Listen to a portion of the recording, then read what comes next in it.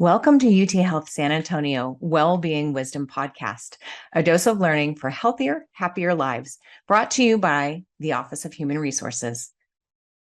In our post-COVID world, compassion fatigue is on the rise for parents, adults caring for aging parents, teachers, and healthcare providers, among others.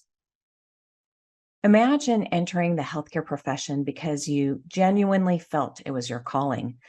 Then, after years of repeated daily exposure to patient suffering, you begin to notice you've become both emotionally and physically exhausted.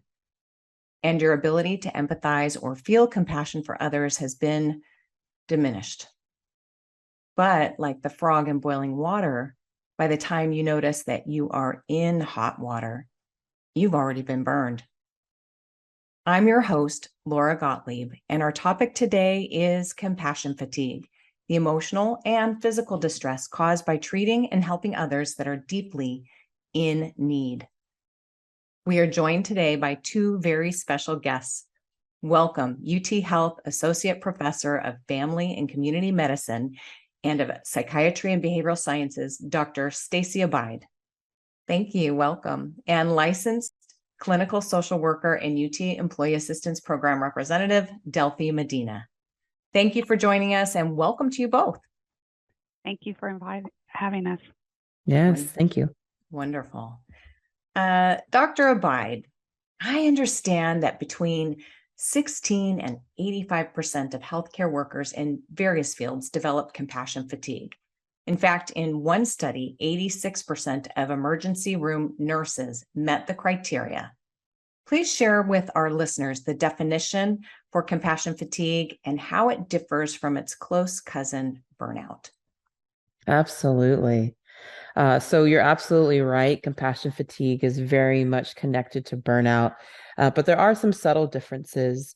With compassion fatigue, we typically see this as a form of burnout that can manifest itself physically for some individuals, emotionally for some individuals, or spiritually for some individuals. And this is very much connected to those difficult emotions that show up specifically from helping others in need in your place of work.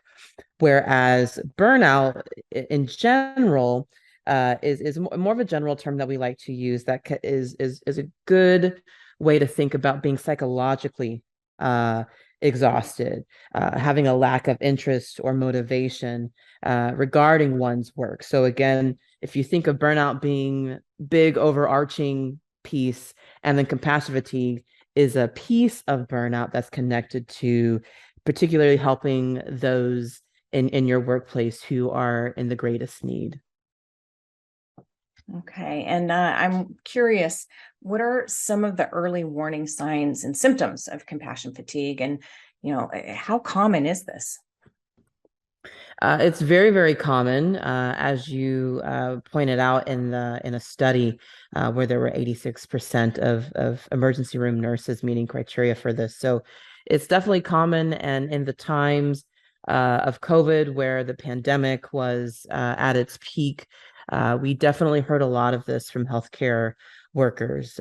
But some red flags to pay attention to in yourself or in colleagues related to compassion fatigue include chronic lateness is something to pay attention to, anger, symptoms of depression, this diminished sense of personal accomplishment, of course, exhaustion. So again, it can be very much those physical symptoms, having frequent headaches, gastrointestinal complaints sometimes for some individuals. And so it can look different depending on the person. Hopelessness, high expectations for oneself, increased irritability, maybe things that didn't bother you as much, really getting under your skin more frequently. Being less able to experience just joy in your work, joy with what you do, joy to what called you to be in healthcare in the first place. So those are a few examples of some red flags to pay attention to. Thank you, Dr. Abide. Delphi Medina, how are others outside of patient care at risk for compassion fatigue? Well, since the pandemic, a lot of people are automatically associating compassion fatigue with all the first care responders. So that's individuals who are working in healthcare settings. But there are plenty of people who are dealing with compassion fatigue outside of the healthcare system. So one of those industries is our teachers, whether at the elementary, secondary schools, high school, college, higher academia level. That has been ongoing since the pandemic. School does not stop. We had to end up teaching school from home when we were on lockdown, and people dealing with all the transition of all the different roles and being all in one place under one roof, trying to work and trying to do school and take care of people who are in the household, which is another population of compassion fatigue, is caregivers. And that's just not caregivers, again, in the healthcare setting. Some of us have our in-laws living at home. Some of us have our parents living at home. Some of us have special needs children that are living at home and aren't able to go to certain programs to get help. So you're taking care at home. You can't afford to put them in assisted living or skilled nursing facilities. So that's a lot of exhaustion and caregiving to people who are taking care of loved ones at home. People who are, in the healthcare setting and not direct services, but cleaning. Cleaning was a big thing. There's a lot of fatigue in cleaning and making sure everything is hygienic and doing that at home. Doing that in the school system, doing that in the college system. So there's lots of different populations who are dealing with compassion fatigue and having to figure out what that self-care is and how to get relief when feeling those symptoms, as we have discussed so far. Thank you, Delphi. I'm wondering, how does compassion fatigue affect a person's ability to perform at work? Yeah, there's a lot. I think the one that people both see is trouble being productive because they're distracted. Sometimes anxiety and depression can play into that. Sometimes addiction issues can play into that. Experiencing detachment, that's when you're not wanting to socialize. Sometimes there's mood swings. It's different for everyone. So I would say, like, when you're not feeling up to par, when you're calling in sick, when you're making easily mistakes, when you're not motivated in your work environment, that's when to reach out. So, of course, I'm going to put in a plug for the Employee Assistance Program, but I know we're talking about that later. But those are just some of the things that you can see as signs in not being able to perform your duties at work. Thank you, Delphi. Dr. Abide, what kind of support and or treatment options are available for compassion fatigue? So, with everything that happened with COVID-19, I think a lot of employers, including our own, really made sure to provide resources for those in healthcare, but also for those connected to loved ones in healthcare. And so I think one of the best places to start is your own self-management of things you can do, whether that's self-reflection, identifying what your triggers are, understanding what your own red flags are, and then engaging in things that bring you relaxation, bring you joy, whatever that may be. And that's different for everyone. It could be spending time talking to a good friend, 1 or 2 nights a week, or a loved one. It could be going to the gym. It could be scheduling that appointment with that dietitian. It could be getting a massage. So whatever that looks like for you, do that. But then connecting to your employer, there might be support groups for healthcare providers that you could take part in. That could be really helpful for you. So you can think of it as levels, starting with your own self-management practices, then going from there if maybe you want some support groups. But then there are treatment options if you find your compassion fatigue is not improving with your own self-care practices. You've done support groups and you still feel that you need some additional help. Getting professional services is absolutely imperative. It was mentioned earlier about our employee assistance program. getting individual or family or couple or psychotherapy may be a really good option for someone. And so thinking about the next steps, you can think about it as levels of care to see what fits best for you. Again, everyone is different. You might need to try one, two, maybe all three levels of options to figure out what supports you in your well-being the best.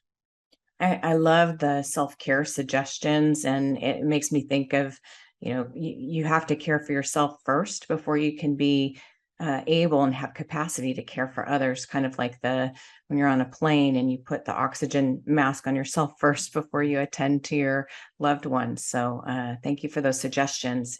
Delphi, I'm wondering, how can our UT Employee Assistance Program help, and who's eligible for the UT EAP? So great question.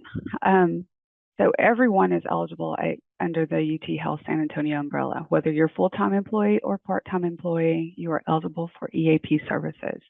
And what that entails is the following. Your employee assistance program is something that's provided by UT system as a whole. So UT Health San Antonio falls under that umbrella. So you receive 5 free counseling sessions per issue as long as you are a full-time or part-time employee for UT Health San Antonio. That EAP service also extends to your spouse, significant other, long-term partner, children that are living in the household, stepchildren that maybe aren't there all the time but come. They're all eligible as long as they're in your household in some shape, way, or form. Also, we extend the mental health counseling benefit for people that sometimes you're taking care of your parents and they're living with you. Sometimes you're taking care of your in-laws. You've got nieces and nephews, or you've got siblings, or you've got older children that are no longer on your insurance. As long as they are living in your immediate household, we will provide the mental health counseling benefit, whether you're full-time or part-time. So please understand that. You are eligible for these 5 free sessions per issue. So I always like to let everyone know, if you are calling in, let's just say for stress for COVID, because that still is one of the issues being called in for. You call in, you get 5 sessions. Let's say that you're having some marital issues. You're going to call back in and you're going to get a new 5. If you call in for COVID and marital issues at the same time, you're only going to get 5. So I highly recommend that you just call one issue at a time, get 5 sessions, close out, and call back in. If you are needing long-term support, then we will give you about 15 sessions, which is 3 cases, that will be at no cost to you. And then we will ask you to switch over and start paying your copay to your provider that you're seeing. Every one of our providers, if you are using your Blue Cross Blue Shield insurance, we will give you a referral for Blue Cross Blue Shield providers. So in case you need long-term, because we are short-term assessment and referral, then you can start paying your copay for Blue Cross Blue Shield after 3 cases or 15 sessions as a whole. On top of mental health counseling, you also have access to work-life benefits, which those entail elder care services. So in case you are having to take care of in-laws or your own parents and you're needing home health, you're needing medical equipment, you're needing to find out hospice, you're needing long-term assisted living, then we can give you those referrals. And let's say that you have a set of your in-laws and they're not in Texas and they're in Salt Lake City, Utah. You can still call in and we can do the research for you if you're needing to find referral sources for them. And that's no problem. You also have child care resource referral. That doesn't mean we pay for daycare, but what that means is if you're needing IQ testing, dyslexic tutoring, if you're wanting to find special camps for them to go to in the summer, if you have a special needs child or a terminally ill child and you're looking for FDA trials and you're looking for support, then you can call in and we can give you those resources. You also have access to legal consultation. So you can call in at no cost to you and get a free 30-minute consultation on any area of legal except employment law, but you can get a 20 to 20% discount, a 20 to 25% discount flat fee if you retain that lawyer. And then also for Simple Will is where you get the will as a full-time employee and a part-time employee, and you can call in and they'll send the will packet to your household, or you can do it online, and you can find that through uteap.org. And finally, financial assistance, financial consultation. If you need help with identity theft, debt consolidation, credit card debt consolidation, school consolidation, learning to save, learning to budget, then you get a free 30-minute consultation. And when you call in for all of these services, I want to be very clear, this is confidential. Nothing goes back to UT Health San Antonio. We only take your demographics. We don't take social security number or anything like that. We just need your demographics, phone number, and email so we can email you your referrals. And you will be responsible for scheduling your appointment since you know your schedule better than we. And as soon as you schedule that appointment, we'll get the authorization paperwork to the chosen provider. And all you have to do is show up, and there's no cost to you. So when you think about it, if our copay on the back of our Blue Cross Blue Shield is like $40 or $30, 30 times 5 is $150. That's $150 you're saving with us. That's at least maybe 2 tanks of gas now for your car, maybe some groceries you're saving. So I highly recommend to use us and call in when you need help. I appreciate that, Delphi. Incredibly comprehensive, and perhaps one of the best features is that continuity of care for perhaps longer term counseling if needed. So thank you for that. You're welcome. As you heard from our 2 expert guests today, compassion fatigue is very real. It's on the rise and may affect those both in and outside of healthcare. Dr. Abide, Delphi Medina, thank you for making lives better and sharing your well-being wisdom with us. Tune in next time for our special Memorial Day podcast on grief and loss, remembering our fallen heroes and loved ones.